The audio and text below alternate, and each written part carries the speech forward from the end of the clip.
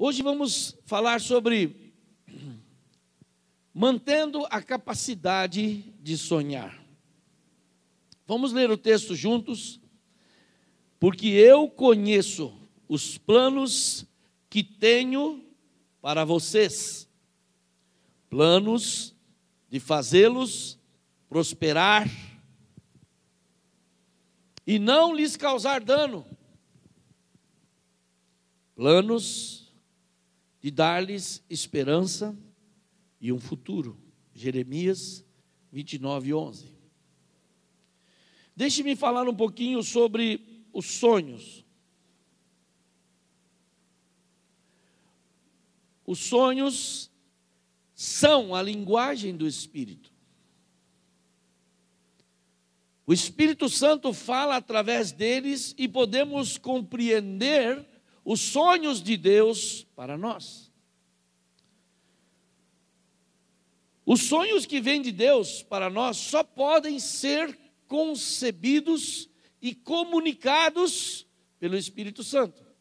Claro que não é qualquer sonho que vem de Deus.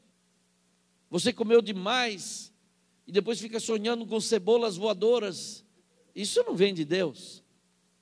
Às vezes você tem uma outra situação, mas tem sonhos sim que são de Deus e muitos deles não é necessário você sonhar, você pode entender acordado, não precisa dormir. Então, sonhos são a linguagem de Deus para nós. Agora, muitos de nós não sabemos compreender ou discernir quando isso procede de Deus, o que devemos fazer sobre estas coisas, como devemos proceder em relação aos sonhos, se devemos reagir ou não. Agora, eu tenho na minha experiência de 30 e tantos anos de pastor, eu vejo que o inimigo usa experiências negativas para roubar a nossa capacidade de sonhar.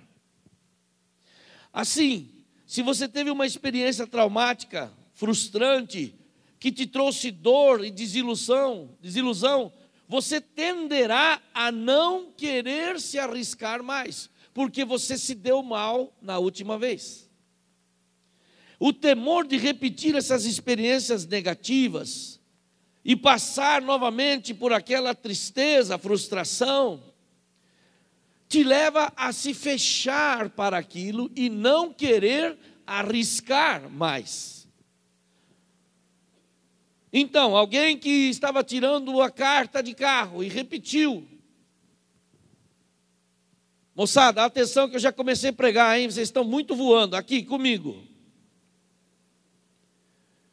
Repetiu. Ou vestibular, e você fala assim, eu não vou mais fazer nada disso, porque eu tentei e não deu certo. Pessoas que foram aprender um instrumento, e que começaram bem, mas alguma coisa aconteceu, deu uma tendinite, alguma coisa, e depois ele riscou aquilo da vida dele. Ou até mesmo pessoas que tinham um desejo ministerial, e alguma coisa não saiu bem, não porque Deus tivesse falhado, mas porque alguém não foi fiel totalmente a Deus. E você então fala assim, esse negócio, eu não quero mais esse negócio de célula, eu não quero mais esse negócio de ser discípulo, eu não quero mais orar por pessoas, porque eles não são comprometidos.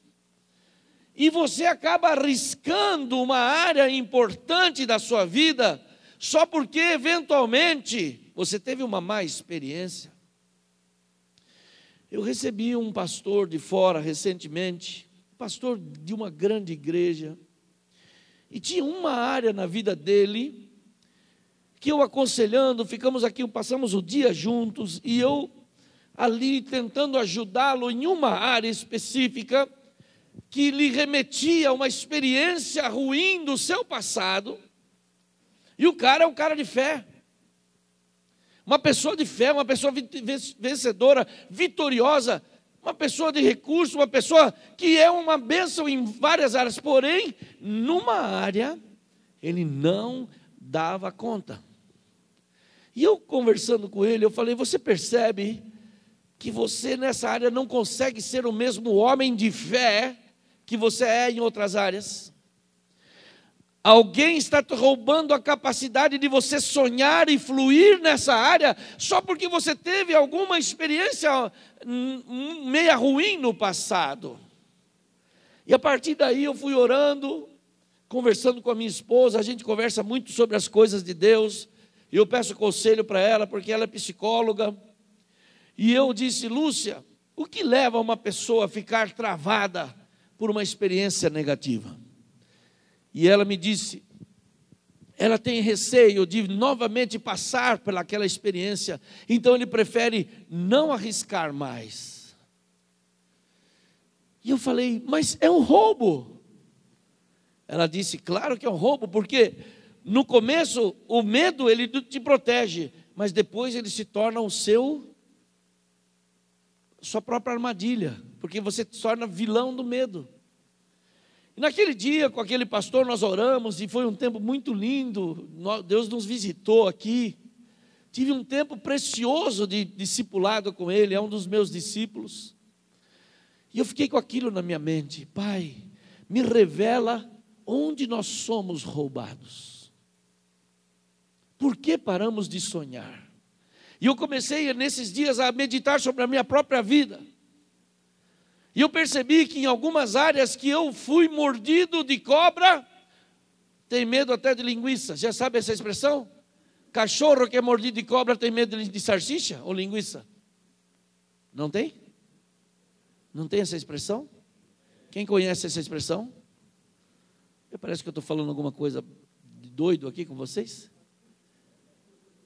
O que quer dizer isso? Trocando em miúdos, vamos pôr uma linguagem mais adequada.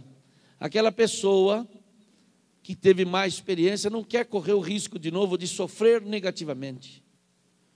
Então, tem gente que se dá mal no casamento, se deu mal no casamento, fala assim, ai filha, não casa não, casamento é uma droga, pelo amor de Deus, se eu pudesse. Mas por quê? Porque ela se deu mal no casamento e ela acha que todo mundo vai se dar mal, mas não é assim. Agora, você perceba que aí há uma atuação do diabo para deixar você ser governado pelo medo. Hoje eu vou levar você a trazer luz para todo tipo de situação que você tem insegurança e medo, porque o medo não vem de Deus, o medo é um demônio. Você tem que sentir medo, vai sentir medo, mas não pode ser governado pelo medo. Conversava com meu cunhado que foi num cruzeiro hoje, nós fomos almoçar junto, pastor Carlos, e ele falou do medo da água que ele tem. Que uma piscininha desse tamanho que tinha no navio, ele foi atravessar. E quando chegou perto, ele foi tentar pegar o pé e não conseguiu. E começou quase a se afogar. Numa piscininha desse tamanho. Ele falou, mas é incrível, mas vem um negócio, você começa a ficar apavorado. Aí eu fui, logo peguei na borda, aí eu fiquei ali, quase morri. E não tem gente que se afoga com água pouca? Por quê? Eu quase me afoguei o ano retrasado lá em San Andrés. Fui dar uma de nadador experiente no mar, fomos ver um navio que estava longe, parecia perto. Estava longe, mas era perto, mas era longe. Nos olhos era perto, mas para você nadar, era longe. E o mar começou a mudar. E eu sou bom nadador, mas eu estou fora de forma. Eu estou numa forma de barril, mas antigamente eu não tinha forma de barril. E eu fui com o pastor, pé de pato e tudo, vamos lá. Mas era longe, e depois não tinha para pegar pé. Começou a vir as marolas, e eu comecei... E eu vi que é facinho morrer. Você não morre porque você não sabe nadar. Você morre porque você fica apavorado. E eu queria pegar fôlego e a água vinha na minha cara e eu não conseguia. Se ele não me pega, a vaca tinha ido para o brejo. Foi mesmo, o pastor Charles me salvou. A mulher dele me pegou com tanta força que fincou a unha aqui no meu braço. Ficou uma cicatriz aqui. Glória a Deus pela cicatriz, mas quase que eu fui para o brejo. Resultado, se agora eu vou entrar na água e fico preocupado com a experiência negativa que eu tive, não quero mais. Gente, outro dia eu fui fazer um curso com um psicólogo que caiu, ele comprou uma daquelas motos que parecem lambreta, sabe, que só acelera, eu esqueço o nome daquilo. Não, que mobilete, ô velho. Mobilete não existe mais, mano. Hã? LED, sei lá. E ele caiu. E ele falou assim, depois que eu caí, eu não ando mais de moto, a minha moto tem 600 quilômetros.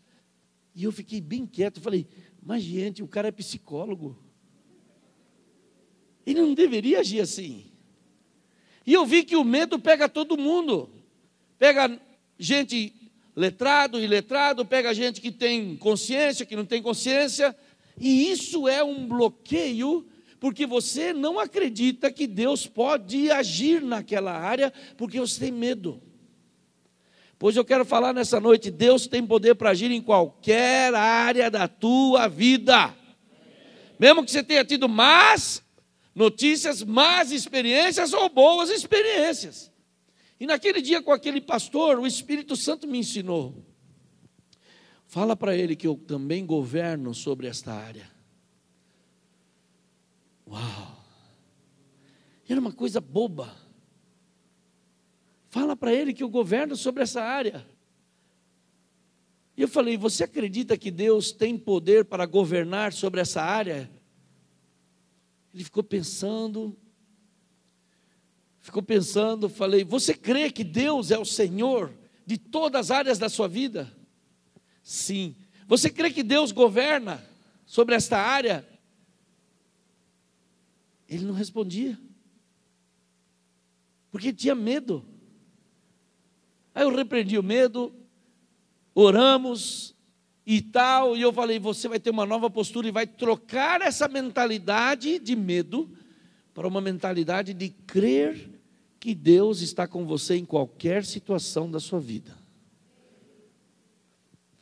Então, aprendi bastante, porque os traumas da infância e do passado inibem a pessoa de se lançar para o novo. E toda aquela área fica amortecida. Em outras áreas, ao fluir de Deus, Deus rompe, a pessoa ora pelos enfermos, são abençoados, a pessoa vai procurar emprego, as portas se abrem, mas chega naquela área, ele não consegue fluir, por quê? Porque ele não entrega o senhorio daquela área para Deus. Então, apesar de Deus ter sonhos para ele, não acontece. Eu quero ler com você um texto, em Gênesis 26, do versículo 12 ao 25. E nós vamos estudar bastante isso. Eu quero ler o texto todo, por favor, põe na tela para mim.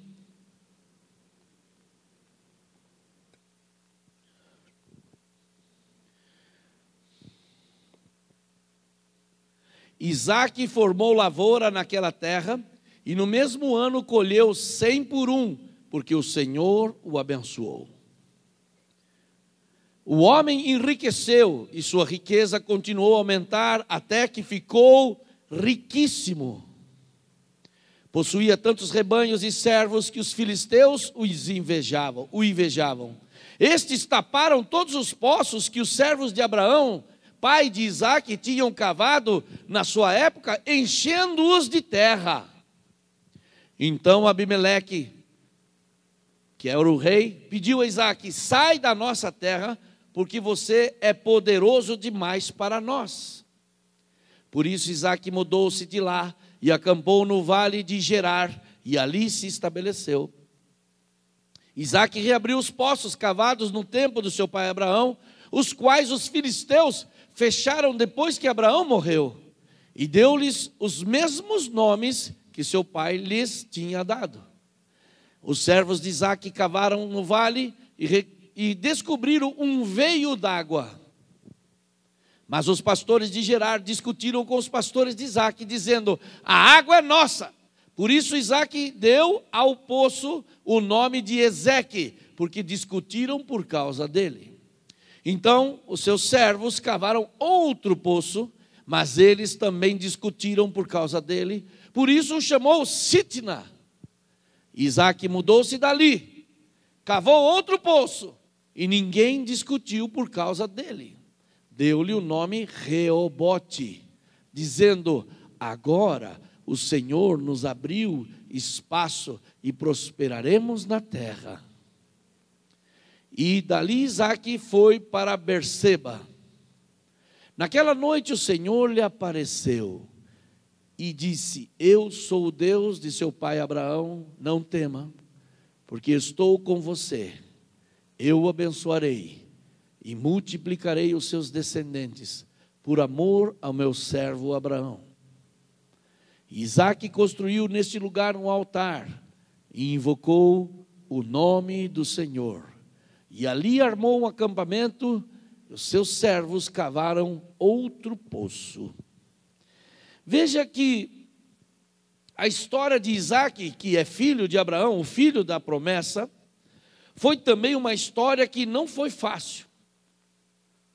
Porque ele tinha a bênção de Deus, ele tinha a promessa de Deus, ele tinha o sonho de Deus para a sua vida. Mas nem tudo aconteceu de forma fácil. Ele também teve que passar por provas, como também seu pai Abraão, como também seu filho Isaque, ou ele é Isaque, seu filho Jacó, e José. Todo mundo passou por provas. Aliás, dá um parênteses aqui, todo mundo na Bíblia passou por provas. Fala, acorda, viu meu irmão? Fala para o seu irmão, acorda aí, meu irmão. Você também passará por provas.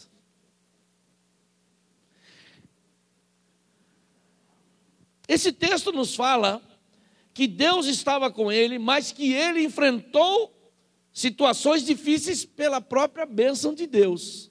Ele começou a ficar tão rico, tão próspero, que o pessoal ficou com inveja e começou a minar o seu trabalho. Cabe lembrar que um poço de água ali valia tudo, não tinha água encanada, viu, gente? Estamos falando de um lugar no meio do mato, sítio. Não havia cidades como hoje. Estamos falando de 2.500 anos atrás. Mais até, quase 3.000 anos atrás. Muito bem. Um poço significava, aliás, toda a civilização, se você estudar a história, sempre é perto de um rio ou perto de um poço. Pode ver São Paulo, pode ver Sorocaba, pode ver as cidades, sempre perto de um rio. Porque o rio tem água, porque o rio tem comida, o rio tem condição de dar água para o gado e tudo, beleza? Ele então teve uma dificuldade porque as pessoas estavam contra ele. E até mesmo o rei falou: você tem que sair daqui, nós não queremos mais você. Veja você que ele tem a bênção de Deus, ele é filho de Abraão, ele está sendo próspero, mas não o querem ali. Às vezes acontecem coisas boas ou coisas ruins a pessoas boas. E você fala assim: mas por que está acontecendo isso comigo? Como foi muito bem falado hoje no testemunho do irmão Alex. A pergunta não é o porquê, mas a pergunta que ele fez a Deus é: o que o Senhor quer me ensinar com isso? O que eu devo aprender com isso? O que Deus quer me mostrar com isso? Gente, muitas vezes as coisas dão errado e você fala assim: não vale a pena mais sonhar. E então a gente aprende 3 coisas aqui com Isaque. Está pronto? Primeiro, crer. Para você alcançar os sonhos de Deus, você precisa crer e seguir crendo. Deus se agrada daqueles que têm fé e vivem por ela. Pela fé é que as coisas são transformadas. Coisas ruins e negativas se transformam através da oração em coisas novas. Eu creio no poder da oração. Você crê? Quantos aqui acreditam no poder da oração? Quantos aqui acreditam no poder da fé? Quantos?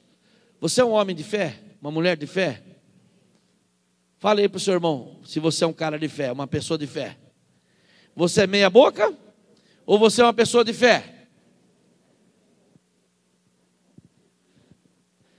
A palavra de Deus diz em Hebreus capítulo 11, 1:11, a fé é a certeza daquilo que esperamos e a prova das coisas que não vemos. é a certeza daquilo que esperamos, mas você não está vendo, mas você tem certeza. Tem gente que tem fé no time, o time meu vai ganhar. Não aconteceu, mas ele acredita, ele tem fé. Às vezes dá certo, às vezes dá errado. Mas as coisas de Deus não podem ser, uma hora você crê, uma hora você não crê. Romanos capítulo 10, versículo 17 fala assim: de sorte que a fé vem por ouvir, e o ouvir pela palavra de Deus. Isso fala na versão corrigida. Isto é, se você se alimenta das coisas que aumentam a sua fé está sempre em alta, e você sempre acredita que Deus está realizando coisas. Se você é uma pessoa que deixa o medo, ou a insegurança, ou a falta de fé governar sobre você, você não acredita que Deus pode fazer alguma coisa. A verdade é que Isaac estava passando uma fase difícil, mas ele acreditava que Deus podia fazer por ele o que ninguém podia. Quantos de vocês sabem que Deus pode fazer por você o que ninguém pode fazer?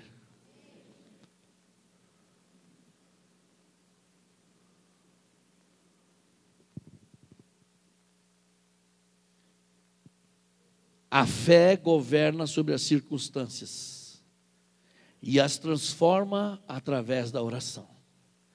Muitas vezes você vai ouvir notícias ruins. Está tendo corte da empresa. Você foi mandado embora. Você não passou no vestibular. Adolescentes, estou pregando. Olha aqui comigo. Eu estou vendo vocês conversarem, mano. Me respeita. Aí fica ruim. Eu quero o silêncio enquanto eu prego a palavra, ok? A fé governa sobre as circunstâncias e as transforma pela oração. Aquele que é um homem de fé, uma mulher de fé, ele não entrega os pontos, mesmo que a situação esteja adversa. Ele ainda crê, ele ainda declara, ele ainda acredita que Deus vai poder alterar aquela situação. Que a última palavra vem de Deus e não das circunstâncias. Segunda coisa, nós vamos confessar. Primeiro é crer, a segunda é confessar. As coisas visíveis provêm das invisíveis. Isto é, o que traz à existência as coisas não são como se já fossem. A confissão da palavra e a vontade de Deus. Vamos ver em Hebreus capítulo 11, verso 3. Pela fé entendemos que o universo foi formado pela palavra. Presta atenção no que diz. Pela fé, entendemos que todo o universo foi criado pela palavra. De modo que aquilo que se vê não foi feito do que é visível, mas aquilo que nós vemos foi feito por aquilo que é invisível. Diga glória a Deus. Em outras palavras, o que existe foi feito por declarar a palavra criativa. Em Gênesis 1:3, o que Deus disse quando criou? Ali está a descrição da criação: haja luz, e houve luz. Haja firmamento, e houve. Haja os luminares dos céus, e houve. Em outras palavras, Deus declarou contra uma situação. Cabe lembrar que o Gênesis 1:1 diz assim: e a terra estava sem forma e vazia, mas o Espírito de Deus pairava sobre a face das águas. E aí fala, versículo 3, e disse Deus, haja luz. A luz começou a existir a partir de uma ordem de Deus. Isso fala muito de que você, quando está cheio de fé, quando você está ungido por Deus, quando você está cheio de revestimento de Deus, você declara a vontade de Deus contra as situações e elas serão alteradas. Aí que está o poder da palavra. Por isso você não deve falar, meu marido é um burro. Ele pode não ser tão inteligente, mas ele não é um burro. Minha mulher é brava. Ela não é brava. Ela está um pouquinho nervosa. Meu filho é um bagunceiro rebelde. Toda vez que você fala isso, você declara, e há poder nas suas palavras. Por isso o povo de Deus tem que calar a boca. Quantos de vocês, às vezes outro dia eu falei uma palavra, a Lúcia não gostou, outro dia, ontem, hoje, esses dias aí, falou, você para de falar isso. Fala, então dá um beijinho. A gente quando fica nervoso, as coisas não dão certo, você quer falar borracha, não pode falar borracha. Você quer, porque a tua palavra depõe contra você. Quantos aqui são falantes? Fala muita borracha. Levante a mão aí, é bem alto, vai seu cara de pau. Quem é mais ou menos controlado? Fala pouca borracha, pouquinha. Quem peca muito com a boca, fala muita borracha, muita besteira. Ai, Jesus. A gente faz isso, a gente sabe que não é fácil, né, gente? Mas vamos aprender a usar positivamente. Confesse coisas boas. 2016 vai ser um ano abençoado lá em casa.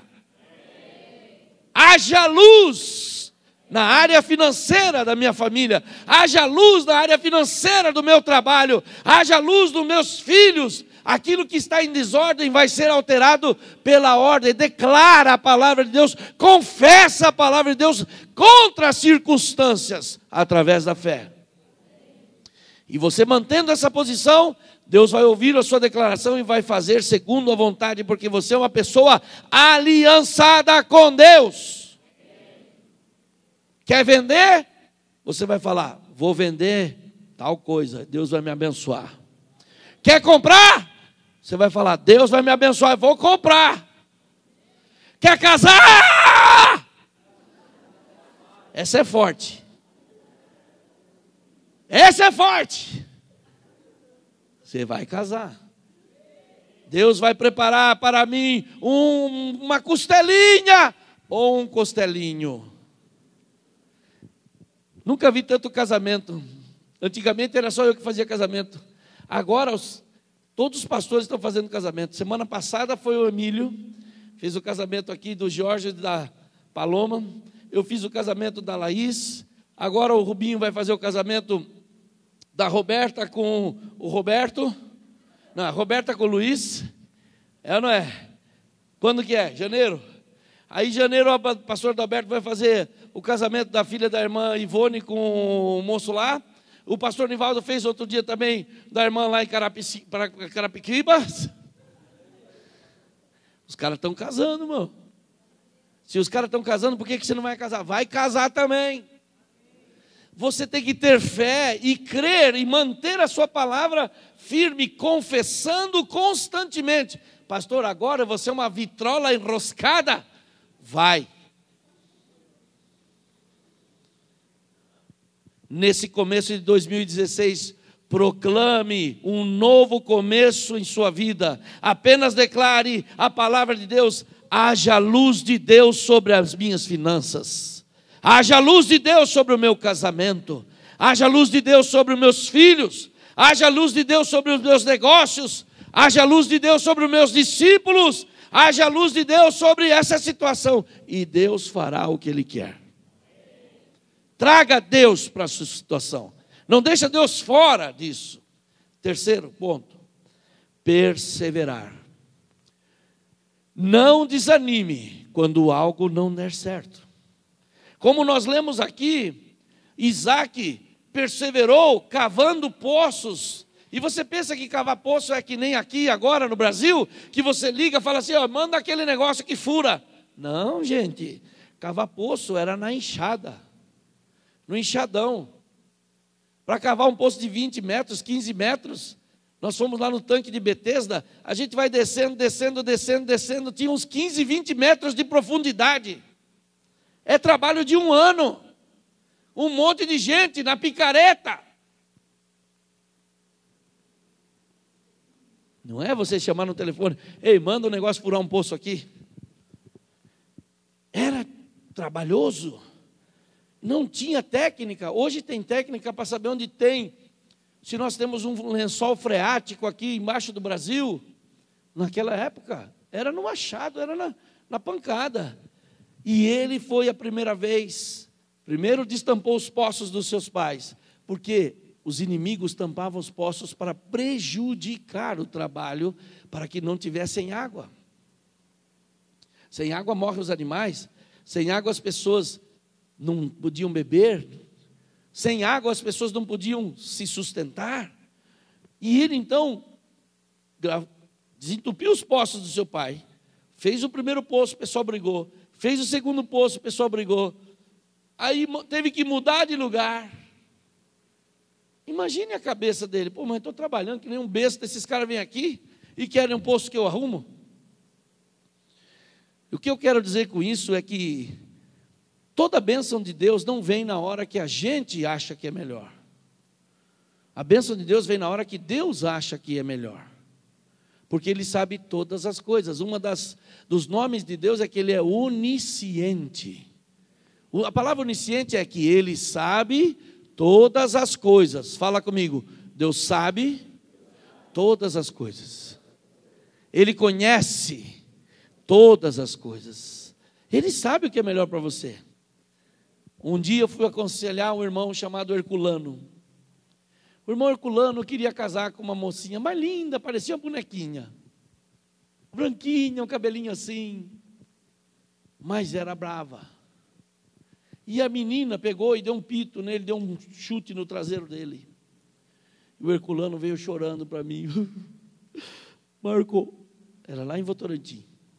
Lá as pessoas falam assim: Marco, eu quero casar com ela. Falei: mas ela não te quer. Mas eu amo ela, eu quero ela, porque eu não durmo. Falei: Herculano, Deus está te livrando, rapaz. Deus vai te dar uma mulher melhor, uma mulher grande, uma mulher do tamanho normal, não vai ser anã. Falou: mas eu gosto dela. Mas chorou comigo. Um dia nós estávamos, porque lá não tinha shopping, a gente tinha uma lanchonete que era a lanchonete do Menelanches. Você lembra, Betinho? Você não era vivo nessa época? Você conheceu o Menelanches? Era o nosso point. Fazia um lanchão desse tamanho, irmãos, baratinho, 7 conto. É uma benção. E eu falando com ele lá no lugar do lanche lá, que era o trailer. E ele chorou, e eu falei: rapaz, Deus sabe todas as coisas. Passou um tempo, desencantou da moça. Ficou meio baqueado, mas foi para frente. Aí, arrumou uma outra irmã, que é a Luciane. Eu acho que até eu casei eles, né, Lúcia? Eu não sei, eu casava todo mundo lá. Esse foi um casal que a gente ajudou muito. Ele era da igreja. Ele tocava baixo. E ele conseguiu quebrar uma corda do baixo. Por isso o nome dele era Dedos de Aço. E muito amigo nosso. E ajudamos a ele e tal. E um dia, cara, você lembra aquele dia que você ficou chorando que nem um besta lá no trailer? Porque você achava que Deus tinha errado. Mas olha como Deus... Dá para comparar a sua mulher? E aí aquela moça que era namorada dele, ficou namoradeira, sem vergonha, levada a breca, sabe? Aquelas moças serelepe. Falei: olha do que Deus te livrou. Aquela moça ia botar 2 galhos na tua cabeça. E agora você casou com uma mulher de Deus. E aí casou, teve filhos. A mulher dele é professora, prosperou financeiramente, prosperou como família, prosperou nos seus caminhos. Sabe, meu irmão, você precisa crer que às vezes a dificuldade vem e Deus está no controle. Persevere nas promessas, porque Deus não fala uma promessa porque Ele não tem o que fazer. Deus, quando fala uma promessa, Ele crê na promessa que Ele falou para você e Ele não vai mudar de ideia. Porque Jesus Cristo é o mesmo ontem, hoje e será eternamente. Diz Hebreus capítulo 13. Não desanime quando as coisas não dão certo pela primeira vez, mas persevere debaixo da promessa de Deus. Ele não se enganou a seu respeito, o que Ele disse se cumprirá. A Bíblia nos conta no mesmo livro de Gênesis de José, que teve os sonhos e demorou 13 longos anos, foi vendido como escravo, foi preso, mas com 13 longos anos, as promessas, o sonho de Deus aconteceu na vida dele e ele se cumpriu. José, que era filho de Jacó, que era filho de Isaac, que era filho de Abraão.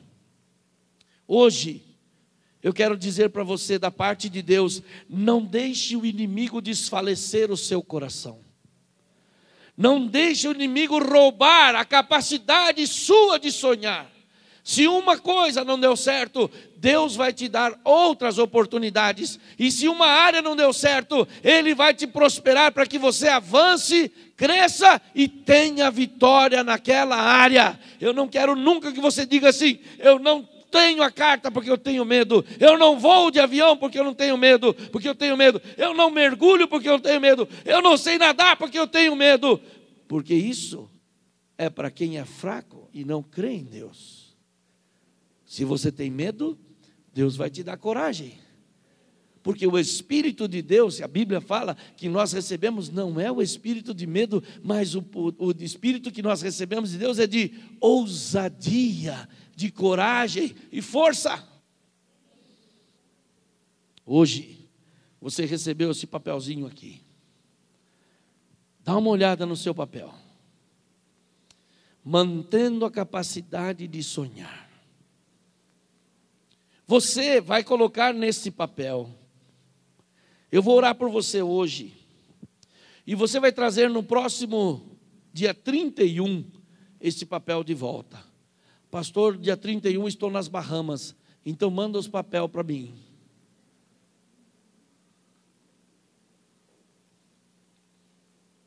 Eu não quero que você preencha assim de rápido. Eu quero que você ore para que Deus te mostre os sonhos que você já abandonou, que você já desistiu. Isso não dá certo não, nunca mais vou falar inglês. É very important só.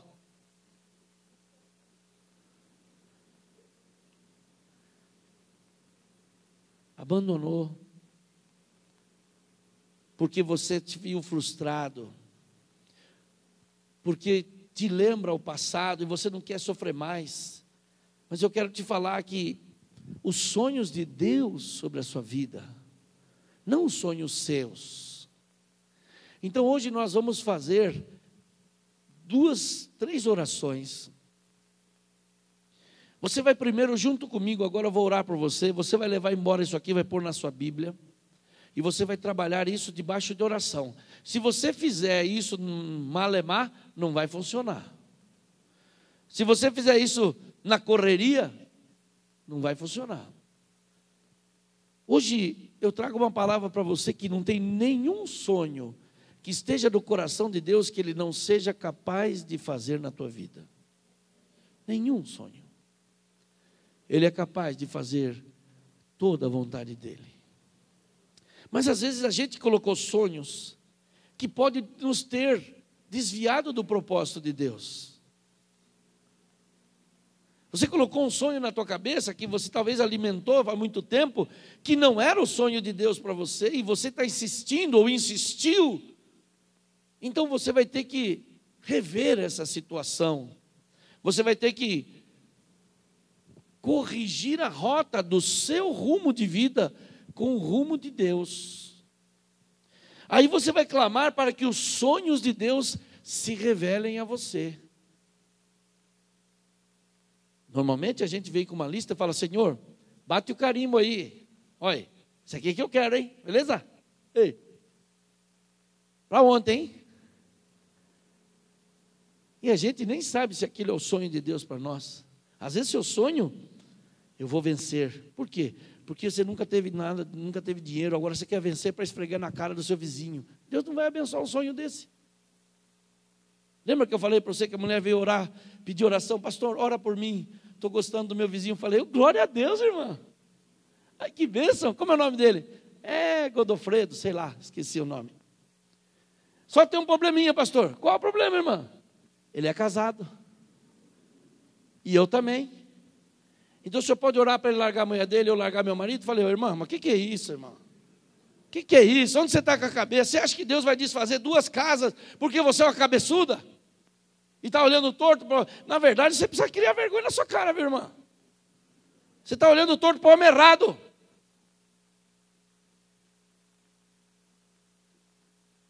Deus vai abençoar um sonho desse?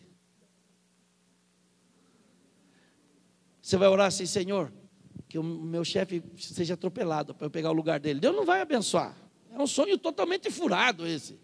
Deus não vai contra a palavra dele. Senhor, então que ele morra de câncer devagarzinho. Não, nem assim. A gente tem cada uma, irmãos. Eu quero perguntar se o seu sonho está em sintonia com a vontade de Deus. O seu sonho está de acordo com a vontade de Deus, porque a Bíblia fala no texto que nós lemos: eu conheço os planos que eu tenho para você. Eu conheço os planos que eu tenho para você. E os meus planos é para fazê-los prosperar e não lhes causar dano, e para lhes dar uma esperança e um futuro. Agora, às vezes, o seu plano é totalmente atravessado com Deus. Parecia o Rubinho arremessando, atravessou todas as linhas. Como é que pode prosperar um cara desse? Vai. Tirei foto agora. Vamos orar agora. Deixe aos pés da cruz os sonhos pessoais que podem ter te desviado dos propósitos de Deus e tirado o seu foco dos propósitos de Deus. Fique de pé agora, onde você está. Vamos orar sobre isso. Entregue a Deus, e você vai continuar orando assim essa semana. Entregue a Deus.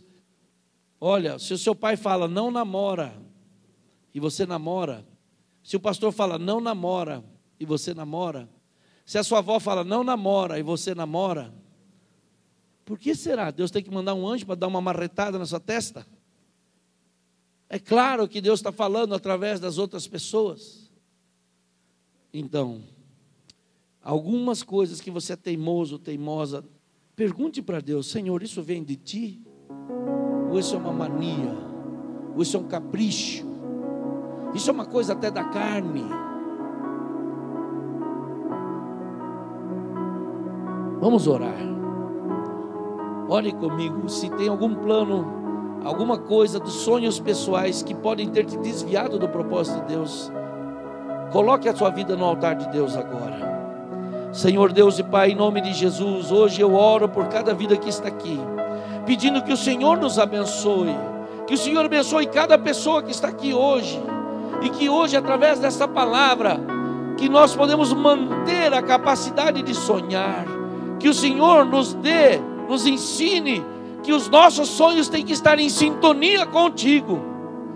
Muitos dos nossos sonhos são carne pura, são coisas que não agradam ao Senhor, são coisas que são contrárias ao que o Senhor ensina na tua palavra. Por isso não terá a tua bênção. E nós oramos para que os sonhos de Deus sejam revelados a nós. Eu oro para que os sonhos do Senhor sejam revelados a cada pessoa aqui. Eu oro para que os sonhos de Deus sejam revelados a esta igreja. Eu oro para que os sonhos do Senhor sejam revelados pelo Espírito Santo e concebidos no nosso coração, porque aí estaremos em sintonia contigo. Pai, em nome de Jesus, eu peço que o Senhor nos dê os sonhos que foram perdidos. Se houve situações que nós fomos roubados em sonhos que eram da tua vontade, do teu querer, nesta noite eu oro: revigora, reaviva, reacende estes sonhos que são da tua vontade. Pessoas que estavam trabalhando no ministério, que ganhavam almas, que tinham vidas, que agora estão só trabalhando, só para sobreviver, abandonaram as coisas de Deus. Que nesse final de ano, meu Pai, o Senhor reavive os sonhos que estão no teu querer sobre nós, para nos dar planos e um futuro e uma esperança, para nos fazer prosperar e não nos causar dano. Eu oro no nome de Jesus. Amém.